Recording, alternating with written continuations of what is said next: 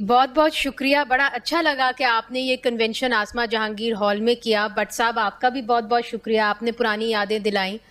नैयर साहिबा आपका भी बहुत शुक्रिया कि आपने बड़े प्यार से ये जो है एक डायलॉग आपने शुरू किया है।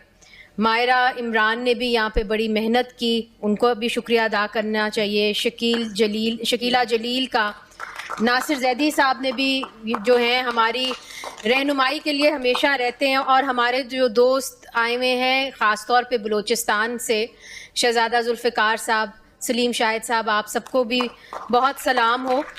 अरशद अंसारी साहब को भी जो जद्दोजहद करते रहते हैं।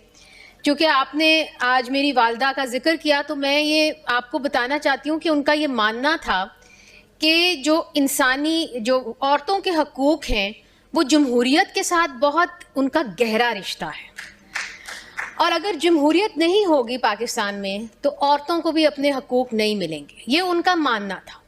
तभी एक जमहूरी जद्दोजहद के अंदर उन्होंने अपना कदम बढ़ाया, क्योंकि उन्होंने शुरू अपना काम ख़वातीन के हकूक़ से किया था और कोई 2 दिहाइयों तक वो मुसलसल इसी पे करती रही। आज जब मुझे भी अब 22 साल हो गए हैं सहाफ़त के अंदर, और मैं ये समझती हूँ कि एक सी चेंज आया है ख़वातीन जर्नलिस्ट को। अगर हम देखें तो जब हम आए थे जर्नलिज्म के अंदर, नैयर को भी याद होगा कि इक्की दुक्की ख़वातीन होती थी और उनको कहा जाता था अगर आई हो तो अपना सर ढक के आया करो, ऐसे नहीं आया करो। मुनीज़ा आप इतनी पुरानी नहीं लगती वैसे, मगर हैं हम सब पुराने ही, हम सब अब पुराने ही हो गए हैं और शुक्र है कि हो गए हैं। इसलिए क्योंकि यंग लड़कियों के लिए मैं देखती हूँ कि ज़िंदगी और ये प्रोफेशन आसान नहीं है। आई रियलाइज दैट। मगर भट्ट साहब ये आसान क्यों नहीं है? इसलिए नहीं है क्योंकि अब जो एटमॉस्फेयर है वो घुटन का है और लोग आपकी तरफ देखते हैं, हमारी तरफ देखते हैं कि अब ये कैसे अपना रास्ता निकालेंगे, क्योंकि उसके बाद पीछे रास्ता हमारे लिए है।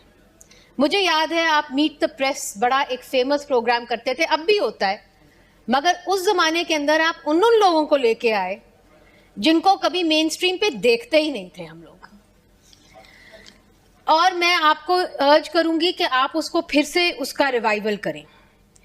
जब आपने कहा नैयर कि आपने वे फॉरवर्ड के बारे में बात करनी है, तो फिर मैंने इसके बारे में सोचा। बहुत सारी बातें हम कर सकते हैं कि जी जर्नलिस्ट प्रोटेक्शन कमीशन को फाल करें, ये मुझसे ज़्यादा आपको पता है कि मामलात क्या हैं। मगर मैं आपसे 2-3 चीज़ें कहना चाहती हूँ। देखिए, इस वक्त हम ऐसे माहौल के अंदर हैं जहाँ पे हमें फ्रीडम ऑफ एक्सप्रेशन पे इमरजेंसी लगा देनी चाहिए। It's an emergency situation, specially in Khyber Pakhtunkhwa and Balochistan.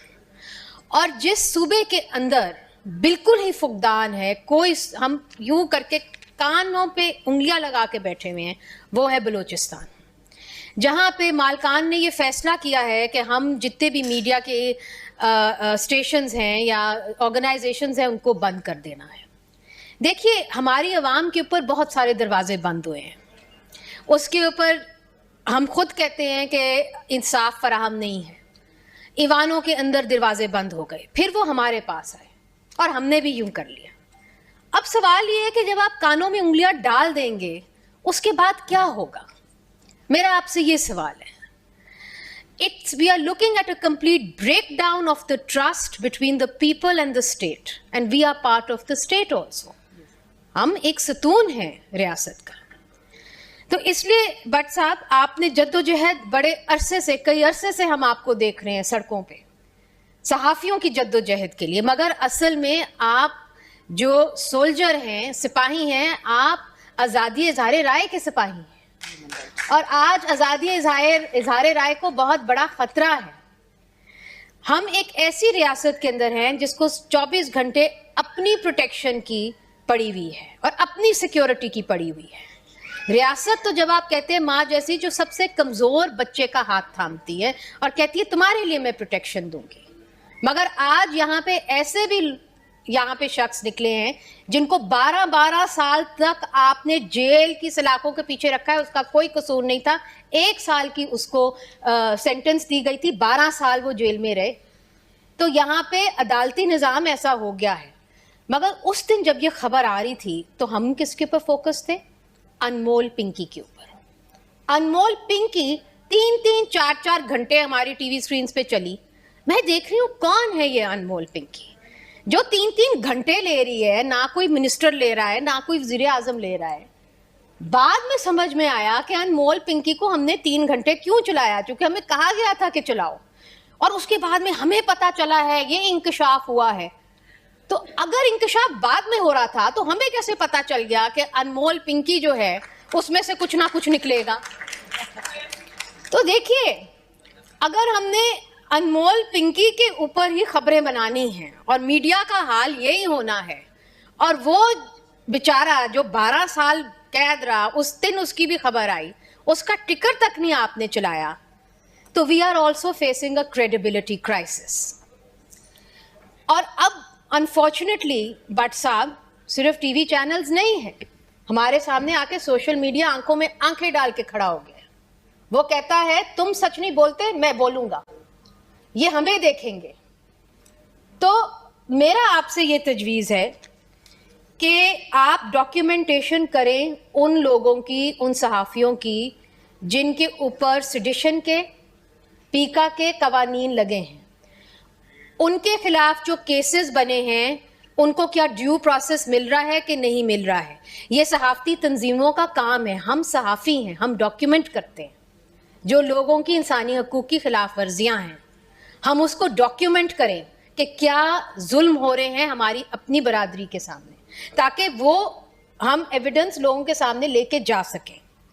दूसरा मेरी आपसे ये तजवीज़ है भट्ट साहब कि जो पीका का कानून है, मुझे मालूम है कि उसके ऊपर मुख्तलिफ तहफ़्फ़ुज़ात हैं, मगर आप एक नेशनल कन्वेंशन बुलाएं और आप उसके अंदर तमाम सिर्फ सहाफ़ी तंजीमों को नहीं बुलाएं, आप सिविल सोसाइटी एक्टर्स को बुलाएं, आप वकला की तंजीमों को बुलाएं, और आप एक चार्टर ऑफ डिमांड्स तश्कील दें जो आप हुकूमत के सामने रखें कि as journalist for freedom of expression ये हमारी रेड लाइन है, हम ये चीज़ें बर्दाश्त नहीं करेंगे अगर हमारे साथ होगा, ताकि हमारी जो यहाँ पे हुक्मरान हैं उनको पता चले कि हमारे मसाइल क्या हैं और हम यकजा होकर इन चीज़ों के ऊपर बात कर रहे हैं। मेरा आपसे तीसरा मुतालबा ये है भट्ट साहब कि जो 19A है और आर्टिकल 19 है, पाकिस्तान के अंदर वो कंडीशनल है, मगर साउथ एशिया के किसी और मुल्क के अंदर ये कंडीशनल नहीं है। अगर कुछ इदारों ने ये फैसला किया है कि उन्होंने अपने कॉन्स्टिट्यूशन से और अपने ओथ से हट के सियासत में हिस्सा लेना है, तो फिर आर्टिकल 19 के अंदर माजरत के साथ आपको तरमीम करनी होगी, क्योंकि आर्टिकल